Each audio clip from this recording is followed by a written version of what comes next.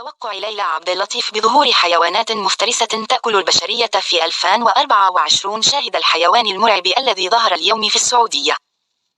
شهدت مواقع التواصل الاجتماعي جدل واسع خلال الساعات الماضية بعد انتشار مقطع فيديو يوثق ظهور حيوان غريب في إحدى المدن السعودية، وهو ما جعل البعض يربط بين ظهور هذا الحيوان وبين توقعات سابقة كشفت عنها العرافة اللبنانية الشهيرة ليلى عبد اللطيف، وتنبأت فيها بظهور حيوانات مفترسة تأكل البشرية في 2024. انتشر مقطع فيديو خلال الساعات الماضية على مواقع التواصل الاجتماعي ظهر فيه حيوان غريب ومخيف ظهر فجأة في مدينة جازان جنوب المملكة العربية السعودية وأثار رعب السكان.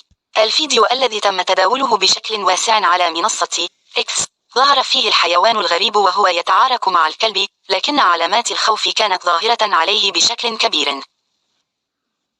ومتابعين حول اسم الحيوان الغريب، لكن الكثير أكدوا أنه ذئب عربي ويسمى أيضا السعلوة، وهو من الحيوانات النادرة التي أصبحت شبه منقرضة.